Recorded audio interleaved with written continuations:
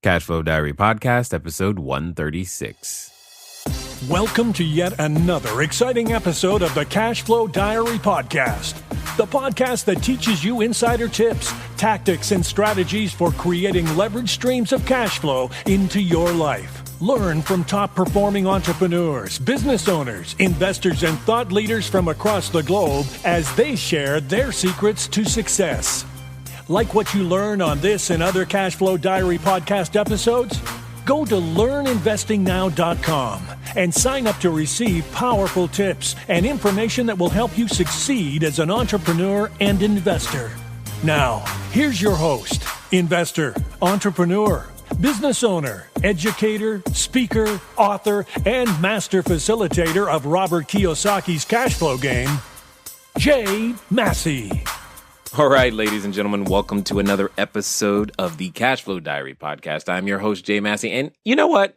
It is awesome that you continue to listen, that you are absolutely dedicated to your own personal growth by coming here to hear what it is that you need to know to keep growing your cash flow. And I'm excited about that. And I think you'll be even more excited because we have one of those, what I would like to say, all too rare opportunities. So we've got to change this, ladies and gentlemen. We actually have a guest today who is going to do her absolute best to make sure that every one of you who is female knows that you need to be in business and most importantly, why. But guys, don't tune out either because I promise you, she's got lessons that you need to learn as well.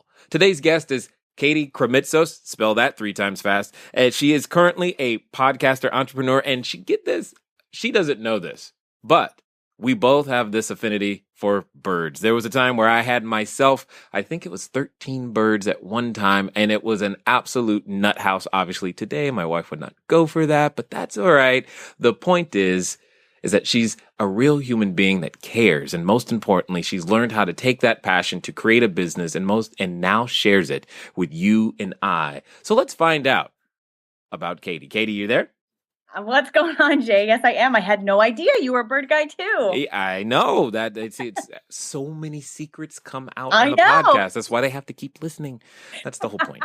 It's all good. It's all good. Now, I've got a question for you because, and the audience knows that what I'm about to ask, because I ask nearly everybody the same question. I look at today's entrepreneurs a lot like yesterday's superheroes. You know, yesterday's superheroes, they get dressed up, they put on, tights and masks and whatnot, and then they go around saving people, usually from themselves, and, creating change in other people's lives. And I think that's exactly what entrepreneurs do. However, before every person who is now a superhero was super, they were just a person. So what we want to know is, who's Katie? Ooh, behind the superhero costume? Yeah, that Katie.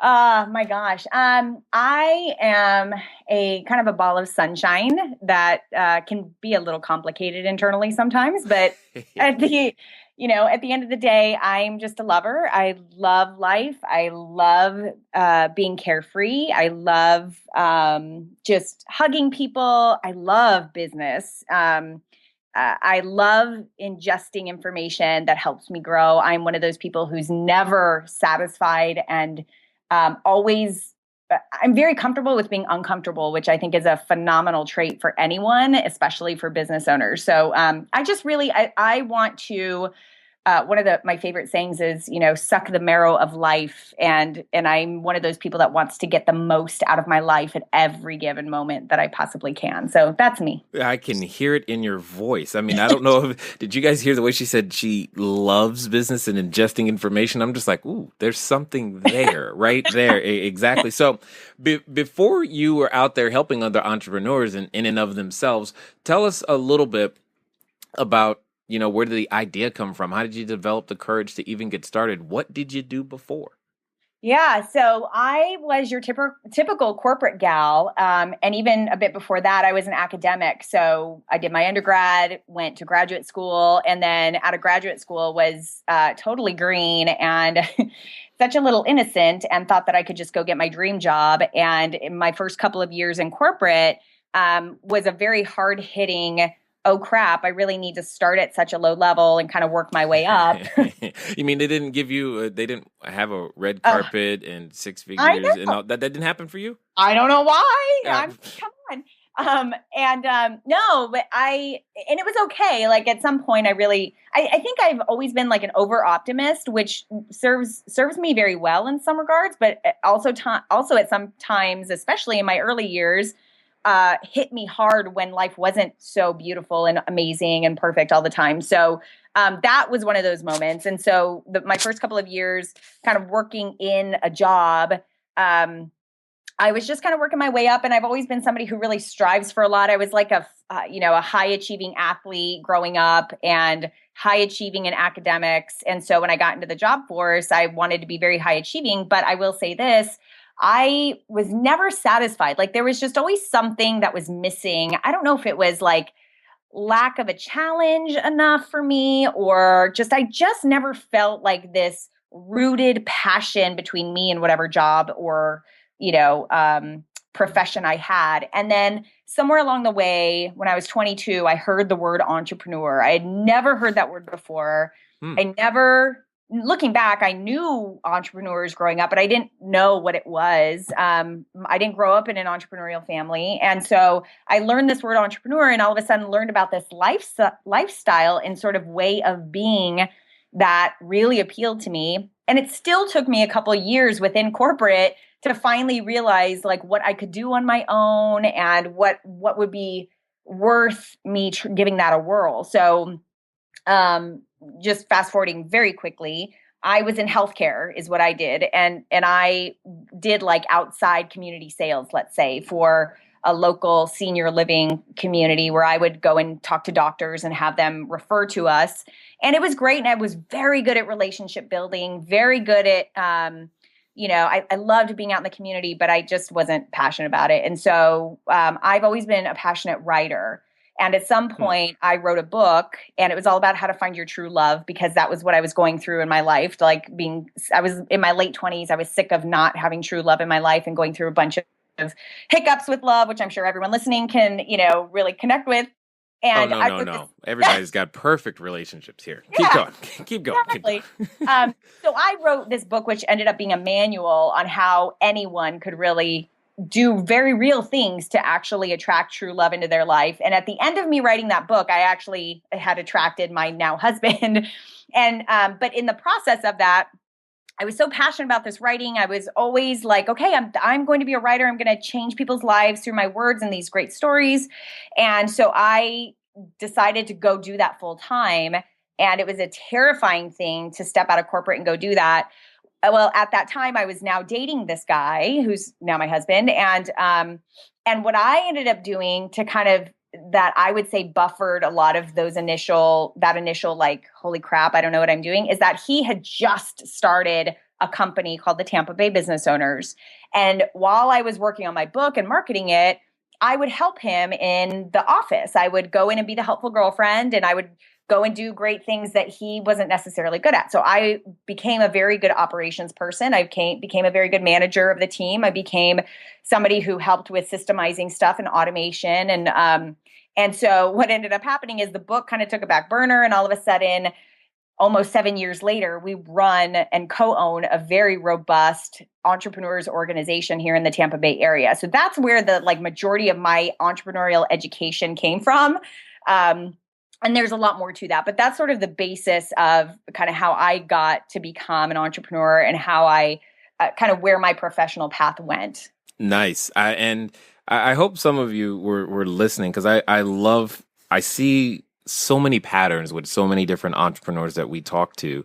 And you've got a very, very similar one in terms of using what you knew before in a completely different way. But and we're going to talk about the one that I think is absolutely huge that most entrepreneurs aren't thinking about that they need to develop. But I'm curious, what sport was it that you were playing? Oh, I played every sport you could possibly keep busy, but the one I excelled in was softball. I actually played for community college in Arizona for a couple of years at the collegiate level, and actually wanted to go play pro, and then got burnt out and was like, okay, yeah, I'm done. She's like, I'm over that. So, Yeah. but let me ask you this. Yeah. Does the experience of learning how to win and more importantly, learning how to lose from that particular world, do you think that helps you today? I don't think it does. I think it's the foundation of everything that I am as a person today. I'll be very straight with that. I am such a believer that athletes and business owners are so parallel in how we work and how we solve problems and how we attack, big challenges and how we're able to deal with stress. And I'll give you this one great example. I think I was a junior in high school or something like that. And it was a very good year for me in softball. And I was going through a horrible slump. Like I was, like 12 or 20 or something like that. Like I was striking out all the time. And I was so irate and I just couldn't get past the slump. And every single day after practice, and especially after every single one of those games that I was striking out at, I would come home, I would get a bucket of softballs that I had.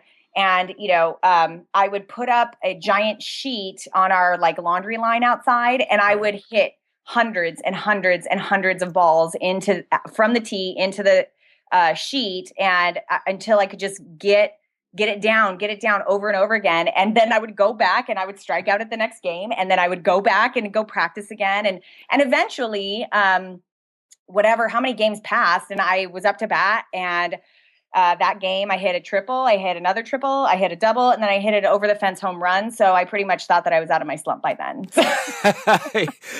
Finally, there's the Katie I recognize. Yeah. Where have you been? Yeah, I get it. Because those are the things that happen for us as an entrepreneur. You can start off well, or maybe you don't start off well. Either way, the skill set or character of perseverance must be developed. You said something that I thought was interesting. You said when you were in your 20s, you heard the word entrepreneur for the first time. And I'm curious, was it a book? Was it a person? How did you hear it? It was a person, actually. So I grew up in Arizona, and I moved out to Florida, to Tampa, to go to grad school. And about 2 months, maybe a couple months after living here, I was flying back to Arizona. Totally fortuitously started chatting it up with one of the ladies who was there on the plane. Turns out she lives in Tampa too. She was going to Arizona for something, and we totally hit it off. We talked the entire time, and she offered me a job by the time we were not on the plane. Went to work for her for the next 2 years. She has since one of my best friends, and she was an entrepreneur, and she's a writer, and she put on writing workshops all around the country. So I went to go work for her as an event planner, basically. And so it wasn't even that I heard the word entrepreneur, but I got to see what her life was like as someone who owned their own company and did their own thing, and what that actually meant. And the fact that I experienced what it was like of this woman conjuring up an idea from a passion and putting it and manifesting it into reality and making a living off of it and creating money because of the value she was putting out there in the marketplace. It was the first time I'd ever seen anything like that. And from then on, I was hooked. Yeah, I know, right? It's crazy to think. So now I've got to ask you what I think is a pivotal question for most entrepreneurs, because here's something that I think we strongly believe here. And I'm just curious. I strongly believe that because of what you just said, because of our own experience and history, everything else, that no person, and I mean no person within the sound of our voices, has a money problem. What we have is an idea problem. And with correct ideas, we can go from concept to cash in record time to where we end up creating value in the marketplace, like you said. So I'm curious, agree or disagree? I'm going to disagree with you only on one space. Okay. I do agree that no one has a money problem, but I believe that it's not an idea problem, because look, you have plenty of entrepreneurs with thousands of ideas manifesting from their heads every single day. Yeah. I think it's an attitude problem. I think if you don't have the right attitude to put those ideas into practice and to take action on those, nice. and to really work them out and have the attitude to know what to do when that idea doesn't work and know how to pivot. I mean, I truly think it's your attitude and who you are and how you show up to those ideas and how you put those ideas into action, that's what you always have to tweak. All the ideas, those things my husband's an idea factory. I mean, he comes up with 8,000 ideas a day, but ideas don't mean anything unless there's action behind them. And unless you have the right attitude with that action, because even ideas that will generate money aren't great ideas unless there's a passion to generate value. So, and that's an attitude. Now, I just want to go on record to say that Katie and I are not related, but you can hear the theme between entrepreneurs. It's like we're connected at this these points in such a visceral way, because this is the life we live. We let our genius come out in various different forms. Obviously, you guys know we do the real estate thing, but I'm curious, because here's the next piece, because those ideas, they hit all of us, and my team wishes I would have less ideas. They really, really do. They're like, oh God, because I'm sure, because we tend to have weekly meetings, and I'm sure like every Thursday, just before the meeting, they probably stop, say a small prayer. Please don't let them have any new ideas. Please don't let them have any new ideas.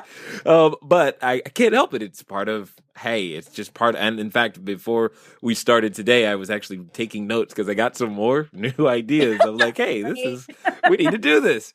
But sorry, team. Yeah, I know. It's like, I'm sorry, but here, let's do this. So with all of that being said, because there was a phraseology that you were using, and I don't think people picked up on it, but they need to hear this. I want to know, before you met that lady, had you ever planned an event? Oh, yeah. Oh, I've been planning events ever since I was 16 years old, maybe 15. Yeah. Okay. All right. And before you were working with your husband, had you ever worked in operations? Not officially. No, no, definitely not. Got it. And as far as managing teams, was that a skill set you came to the table with, or did you have to develop that on the job, so to speak? I mean, if I look back now, I was definitely, I was an athlete. I was, team leader for a lot of these things. So I was, and in planning all the different events that I had ever planned, I was definitely managing people, but I never would have put that language on it. So until I was working with my husband, then I saw there was formal thing called leadership. There was a formal thing called management. There was a formal thing called that. So yeah, there was just a lot of like formal language actually that I have brought to the table that was now appropriate for what I was doing professionally. And I had 2 points in asking you those questions. The first is, there's a lot of our history that we discount and go, well, I don't know how to do X, Y, and Z. But no, what you used to do before applies today. And I think this happens a lot to, moms. Moms say they don't know how to sell. I'm like, if your kid has ever been to bed on time, you know how to sell, period. And those are the types of things that I think about. And here's the question I've actually, when I realized that I was going to be talking to you today, I was like, oh, I can't wait to ask her this, because I strongly believe that women in business have a completely unique advantage that men, no matter how much they study, no matter how hard they try, we can't work out enough to develop a gift that I believe you guys have naturally.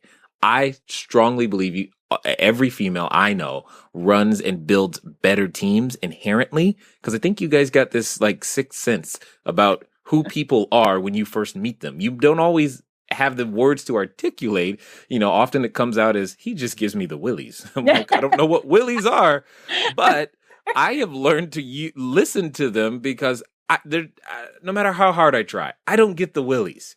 Now, I just don't. But I'm guessing you've used this super secret sixth sense to go out there and build teams in an incredible fashion. Yeah, I think that women have a whole history of having it be okay for us to talk to one another about feelings and emotions. And by nature of that, we're very good at picking up on emotions and on like depth internally. So if you want to call that intuition about who somebody is, that okay. So as far as building teams, the answer is yes. Like I can have a quick conversation with somebody and know, or even my team who's been with me a long time, and we've definitely moved, like I've moved people around in positions and, have changed things up. And a constant, like keeping my thumb on the pulse of who people are and what they want, what's important to them, and what they're good at, what they're not, and what they're saying versus what's actually true. Yeah. Yeah, I definitely know men who have that as well, but I think just the nature of a culture of being a woman, I think opens us up to being very, very aware of that stuff. I think you just come with a natural advantage that I can try to develop it, but it's never the same. It's just I don't understand it. I'm just like, dang it. Okay, but I just learned to listen. A lot of my internal staff, a lot of the individuals who I rely upon for advice, especially when we're building new relationships with partners and whatnot, they're female and on purpose because I know they got the radar and I don't. I'm like, help me, please. So, with all of that being said, tell us a little bit more about. I want to know more about what inspired you, because many people, they start off. We start off wherever we start off, but there comes that point in the superhero's life where he or she goes, you know what? Yeah, this such and such happened to me. This is my past. This is what happened. But here's now what I'm going to do with it. I'm going to go out there, and there's this dividing line. I'm going to start helping other people with this. And that takes a whole different way of thinking, and then the courage to go and put yourself out there as that service and value provider. I want to hear about that and how you made that happen, that transition. Oh, I love that way that already started. She's like, oh God, that. Yes. I mean, there's so many points of that, to be honest with you. If I think I understand what you're asking me, which is like, how did I make that shift to digging deep and actually doing this stuff? So, so I'm going to say that there's two distinct moments. One was that when I quit my job and, thought it was a side project to go help my husband with his business. And at some point I freaked out going, crap, I only have X amount of dollars in my savings account. And this book thing, I don't know what the heck I'm doing. And so I'm just going to go spend a lot more time helping him out in his business. And because he's got money coming in already. And if I work fast enough, I can get it to a point where the business can pay me and I can be okay. So I'm going to say very, very forthright that it was a very fear-based, kind of motor that had me going in the very beginning, because I needed to make money, because that's every jobber's biggest fear, is that how do I leave my job that has a paycheck and get into something as fast as possible that's going to pay me? Right. And so that was a huge motivator for me for, I got to be honest, like a few years. And I was very frustrated and angry because I couldn't, no matter how hard I worked, we weren't getting to that place in the business fast enough for me. And the business survived, but it definitely took us a couple of years to get our feet under us, as far as, being able to stabilize our personal life, to get, our personal income. The business basically was able to feed itself for the first couple of years. And we, ended up taking a lot of our personal money and putting it into the business, and had your typical experience of like, crap, I can't pay my mortgage in 2 months. What are we going to do? And there had to, I'm saying all this to get to this point that like my husband works the exact opposite of me. And at some point I had to learn this, the very hard way, but he has been an entrepreneur ever since he was a little boy. And so he totally knew that when you have faith and you provide value to people, the money will come in. Like it'll always take care of itself. And I didn't know that back then. And so we would just, looking back now, I could sit here and say like, it's a miracle our business is as robust as it is, but he always had that faith. And so part of it was that I was almost forced to have to go by that guideline because we needed to make money. So I had to give value in order for us to make money. So what that has created within our local organization, this Tampa Bay Business Owners, is that I went through some very painful personal development experiences to have to learn that lesson, not just intellectually, but in my core, to really, the more value that I provide, the more that I give. And it's always been in line with this business's culture. And it's a culture that he initially set up, and I had to learn how to put how to believe in that, and then how to put gasoline on that, and that's truly who I am today from the inside out. Now, the second point that I want to talk about is when I decided to start the Biz Women Rock podcast and community. And I know we haven't even touched on that yet, but so this, the very quick snippet is that this entrepreneurs organization, we provide education. All of these people are members. They, pay membership dues to be part of being around other entrepreneurs and other really big thinkers and to get access to education. So that's sort of our general business model. Now, we wanted something that could scale globally, and about a year and a half ago, we kept hearing this thing called podcast, and we were in the internet marketing space enough to know that you could really scale digitally and using technology in a way that when you're talking about a brick and mortar meeting, in-person meeting type of a business, which is what we have here locally, that's a very different conversation. So we both came to the table with these podcast ideas. I went out because, we couldn't both start businesses at the same time. And mine was very, very niche to business women. So I went first and I launched the podcast almost a year ago. So back in February of 2014. And I did it. And this is the second moment of how do I truly make that shift into giving value so that cash flow can come in and so that a business can be made and that energy can flow and happen, that I knew that I didn't want a podcast just to build downloads or build listeners. I wanted it to build a community, which I had now had 6 years of experience doing on the local in-person level. I wanted that in an internet and global space using podcasting as the method to get great messages out there. So what happened with that is I just learned and felt all over again, the more great stuff I give and making sure that that's in line with what people are wanting to listen to, the bigger it would become. So Biz Women Rock as a podcast, even though the business started as a podcast, has actually transformed into the Biz Women Rock community. And the podcast just happens to be one of the ways that it delivers information, which is awesome. So those are two really big moments that I would say forced me to really dig in deep and give in order to really produce a business model. And the key thing behind all that is that what I heard is that you chose to remain fluid and open to the fact that the idea, the concept, the methodology, the everything about it actually really didn't belong to you. You let the marketplace dictate where it needed to go. I think that's a very important skill set. What were you going to say? Are you tired of letting good cash flow generating ideas go to waste? Go to cashflowdiary.com/ready to apply for a complimentary, yes, that means free, one-on-one breakthrough session. Take action now. Go to cashflowdiary.com/ready. Again, that's cashflowdiary.com/ready. Before we get back to today's episode of the Cashflow Diary podcast, your host, Jay Massey, has some important insights to share with you. Okay. So, how many of these episodes have you listened to and heard similar things all the time? What I would love to know are, what are some of the things that you have found to be common amongst many of the entrepreneurs? So when you go over to the website, cashflowdiary.com, in the show notes below there, put a comment. Let us know what some of those lessons have been that you have been able to get from listening to the show and hearing the many different entrepreneurs share their versions and opinions about what it's going to take for you to go out there and grow your cash flow. Again, you can go over to show notes at cashflowdiary.com for this particular episode. Let us know what you're thinking.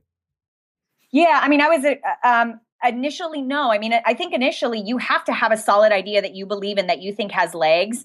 But then you need to be willing to, when it goes out there, you need to be willing to shift and then ask for feedback.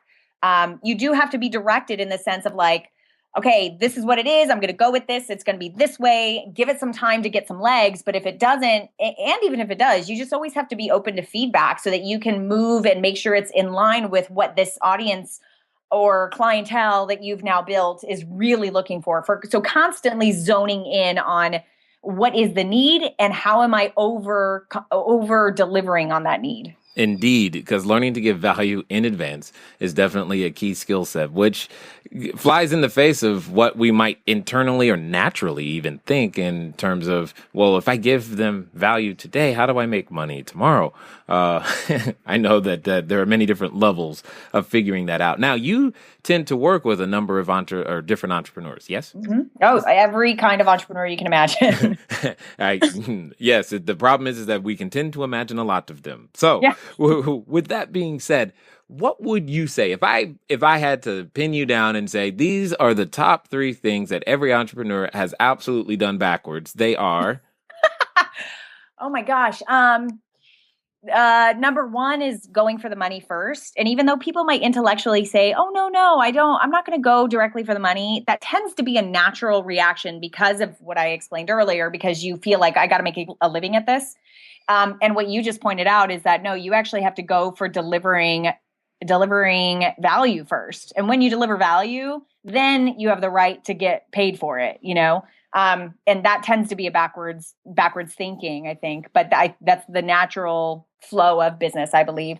The second one is doing it all on your own. That's something that most business people get wrong, myself included. I have had to learn the hard way to be a delegator. I'm kind of a control freak and somebody who tends to be very good at a lot of different things. So of course I can do it better than, anyone else. And it takes me less time so I don't have to train anyone. So these past 2 years have been a huge lesson for me to actually delegate and train and then let go. And so I think that's one thing that a lot of business owners get wrong.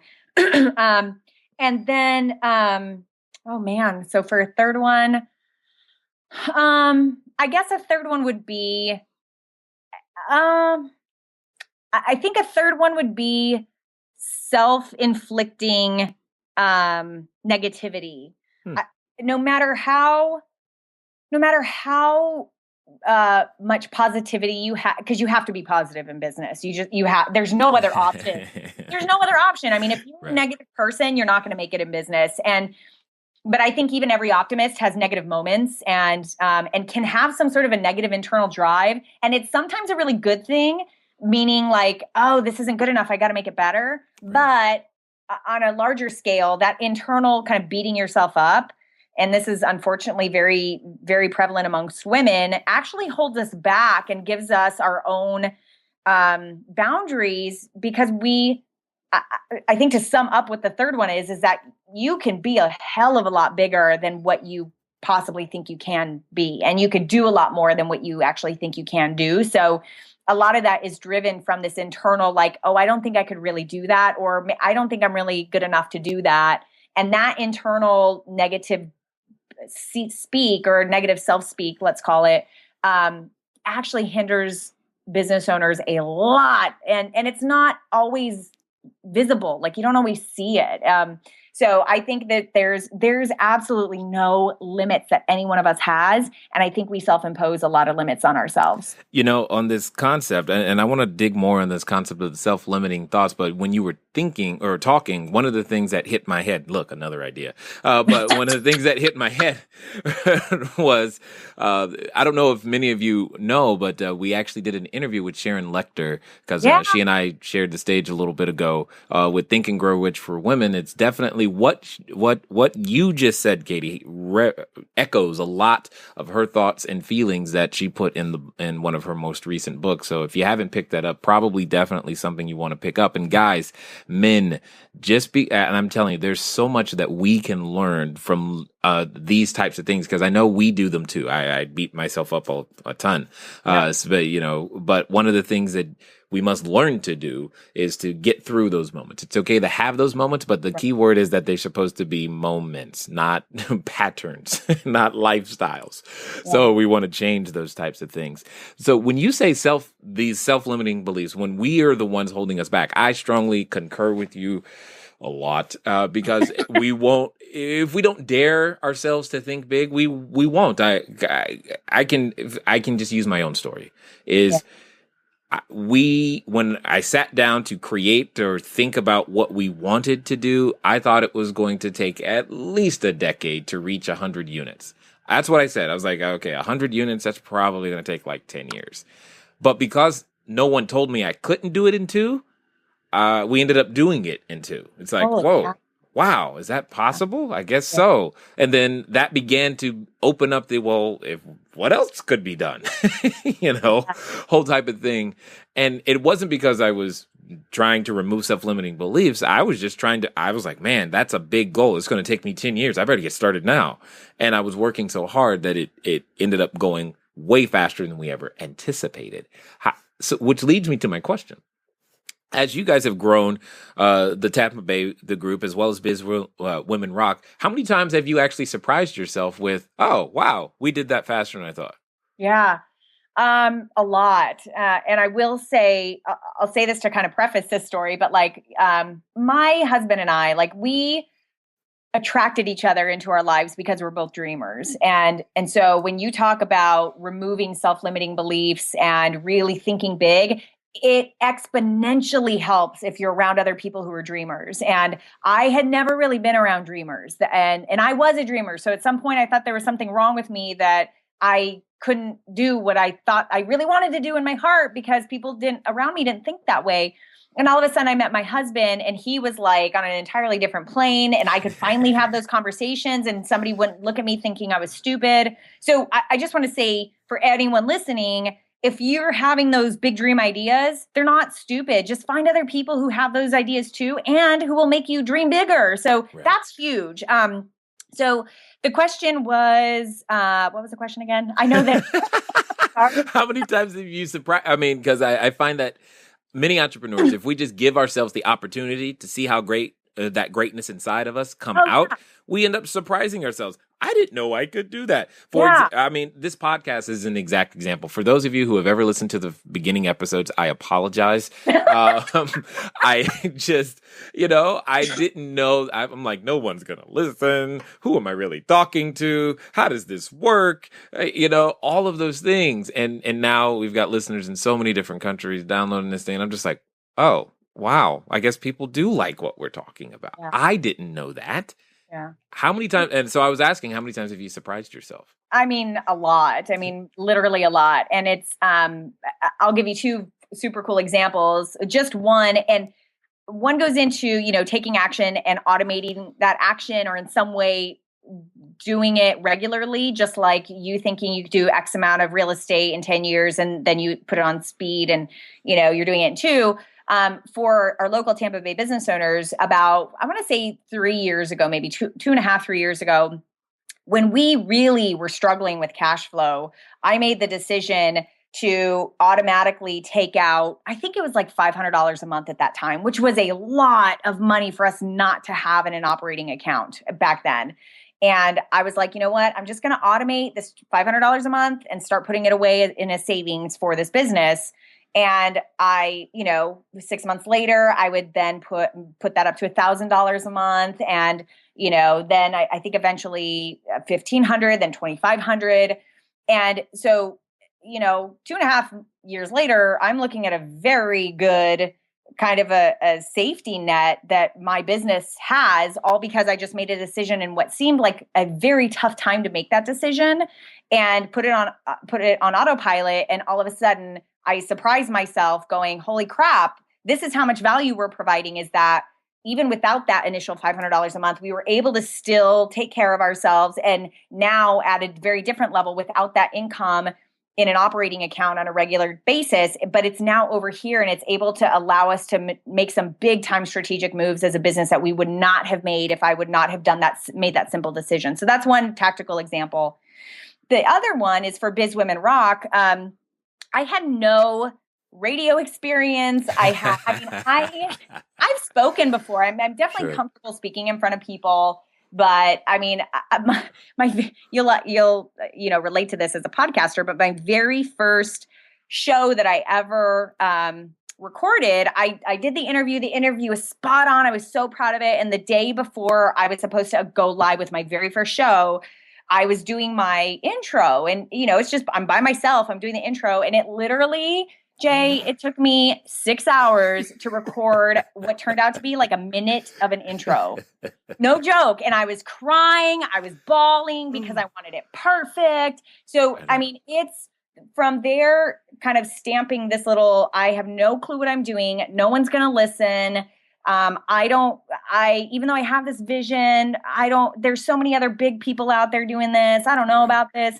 And now 10 months later, we just crested over 90,000 downloads. And that to me, for a women-based in the iTunes market, I think that there's about a 30% of a female listenership. So that's a huge accomplishment. I'm like, holy crap. And not only that, but like I said before, it's built up this entire community of businesswomen. And what that means logistically is that, we have somewhere in the neighborhood of about 30,000 women online who identify with this Biz Women Rock brand and are engaging with this brand. And that's just mind blowing to me. I mean, it's just like, holy crap. I have almost 2,400 women in a private Facebook group who live around this brand, breathe around this brand, are helping me come up with t-shirts for this brand. I mean, that's a very big thing that is so different from this woman who is crying and took 6 hours to do a 1-minute intro, Yeah. Yeah. Oh, I can relate completely. We're going to not give them details about how many months it took to actually, because see what happened for her. I got the stuff recorded and it sounds, well, not like today's sound. But and then it sat there because I was afraid to upload it. It sat there for months. Because I'm like, once I upload it, someone might actually listen. And I'm like, that fear of success, like most of the fear I've discovered, and anyone who has ever dreamed big about anything, which is every single person listening right now, it's not the fear of failure. It's like the fear of actually, oh crap, what if this really takes off? I don't know if I'm good enough. I don't know if I can handle it. I don't know if I can grow that fast. Right. That's generally what that fear is if we really got down to it. And that if you can dissect that, that's my comeback to that. When I hear that in my head is always like, you know what? I've dealt with worse. That is going to be a very good problem to have. I'll deal with it when I get there. In fact, the only reason I found out that, people were listening is what happened is that even after all that, even after I finally got up the courage, I put some episodes up there. I didn't want to put more of them up there. I'm like, I'm not going to keep doing this. No one is listening. And then we got an email. I don't even know how they found an email, but they sent us someone out there, one of you listening, sent us an email saying, hey, I noticed you didn't upload any more episodes. I was really enjoying that. Are you still doing it? And I'm like, wow. What? So you care? I'm like, oh my gosh, somebody's listening. So it suddenly became about serving this one person. One person is listening. So let's make sure we get it up there. Let's try to do it the same time every day. And anyway, it became this other thing. Building a business, and I'm assuming for you, has been a journey. Yes? That's an understatement, but yes. and at the same time, I'm going to make another, I'm just curious. Has it been exactly like you thought? Because I know for me, it has not. It has not been the straight arrow, straight up. It's been all kinds of things. So what I would love to know, has it been like you thought? And if it hasn't been like you thought, how did you develop the character to continue anyway when you didn't even know when the roller coaster was going to stop dropping? That's a great question. No, it's been nothing like what I thought. I thought when I quit my job, I had enough savings for like a year if I really stretched it. And I thought for sure I'd be making that income by the end of the year. And that's just to show you that was my mentality back then. That's what I focused on. And it has been, I don't know how. I really don't know how I lived for so long financially, because the business didn't start really paying me and my husband out until years later. And I just give all that to faith. And if we had another 5 hours, I could tell you all these miraculous stories of money coming into our lives at the most appropriate times. But no, it's been nothing like what I thought. I thought it would be easy. You make this widget, you do this service, people pay you for it, and you get to meet cool people along the way. But it has been, I've had so many women on my show who have echoed some form of this comment. owning your own company is the best personal development program you could possibly do. And I cannot agree more. I mean, I have had to dig into places where I didn't know that it was so dark inside of me. And I didn't know that I had this negative, look on life in this space. And I didn't know that being raised this way made me look at life this way. And so I have,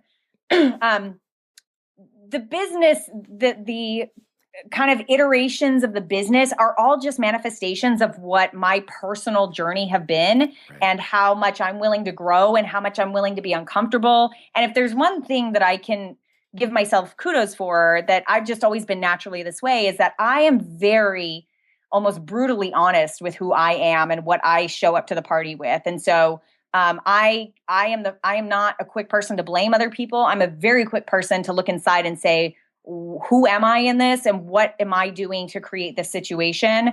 And asking yourself that will allow you to flourish from the inside out, whatever that external version of yourself is, whether it's your job or your business or your real estate or your relationships. It's all related, but it all comes from inside. So as far as, I thought the journey would be a simple one, and just, you got to work hard and you got to grow. It was everything but that. It was dig inside when I can't even count how many moments I've had where I did not think I could do one more thing.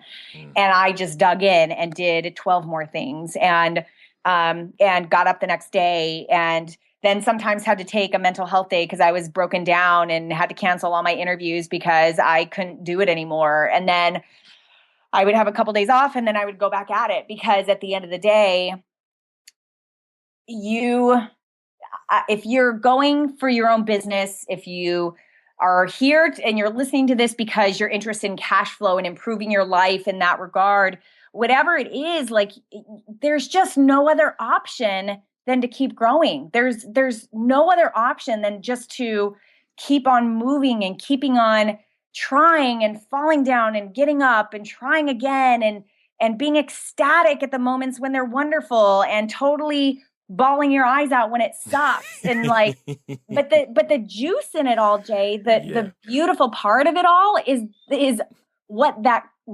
makes you, and what that how that makes you evolve, and who that attracts into your life, and those beautiful relationships that you get to experience because of that stuff. So out of every single up in flames moment I've had, this little phoenix rising from the ashes is so true, because now you get to be around a whole nother, it turned you on to a new group of people. It bumped you into a new experience. It brought a new idea to your head. It gave you that gut feeling that will never allow you to do that one thing again. Yeah. No, not that. It's just all an evolution. That's really and an experience that you really, my biggest lesson in this ties back to what you asked, is that I always was so focused on the goal. Like, let's get to the goal. Like, I never really got to feel until we hit the goal. And this whole journey for me has been about, as cliche as it is, like really enjoying every step of that journey, whether it's up or down. There is no goal. There is no end point except when you die. And if you really shift your paradigm that way, then it's all just part of the game. It's all part of the fun. Yes, indeed. Part of the fun. Those were not air quotes, by the way. She actually meant it's part of the fun. Now, if we haven't scared them off already, Katie, so because that we did run that risk today, I'm guessing that there's an individual or two who's listening who's like, wow, I like what I'm hearing. How can they find out a little bit more about what you're up to and where you are? How can they stalk you and find out what's going on? The number one best way is to go to my website. It's Biz Women Rock. That is the home of my community and my podcast. But you can also reach me on Facebook, which I'm super active on Facebook. So just go look up Katie Krimitsos or even Biz Women Rock, and just connect with me that way. All right, guys, that we'll have those links in the show notes, so you can just get over to the website. You'll be able to get to them there. So, Katie, last question. Someone listening right now could be thinking about putting on their superhero outfit for the very first time. They're like, ooh, I've got my mask picked out. I know what my cape is going to look like. I am ready to go out there and start saving lives and helping people. What would you say to that person right now? Stop getting ready and go. Stop getting ready. Who cares what your cape is? Just go, because in 5 months, you're going to have a different cape. So just move, go fly, because the longer you wait, the less time somebody else has to be able to be affected and impacted by you. That's the way I look at it. So just move. Wow. And again, I just want to repeat, we are not related. It just sounds like I'm talking to the female version of myself right now. It's awesome. I love it. Oh, I thank you for taking the time to invest here with the Cashflow Diary audience. Thank you so much, Jay. You totally rock. And I love this podcast, and I think it's amazing. So thank you so much for what you're doing. All right, ladies and gentlemen, you know what time it is? It is time for you to move at the speed of instruction. What does that mean? That means you're going to go over to that website, download the podcast. If you are even thinking, I have an idea, who's like me, who might be able to help me germinate and make this idea something more than what it currently is, I think you just heard of a resource that you now have available to you worldwide around the clock. Make it happen. Take action today, because as she clearly said, the action you're not taking today, there's someone, and I know it's hard to think about it or believe it, but there's somebody right now who wants to take advantage of what it is that you want to create. And the only reason they don't have it is because you haven't taken action yet. It's been fun talking to you guys today. I look forward to talking to you soon. Until next time.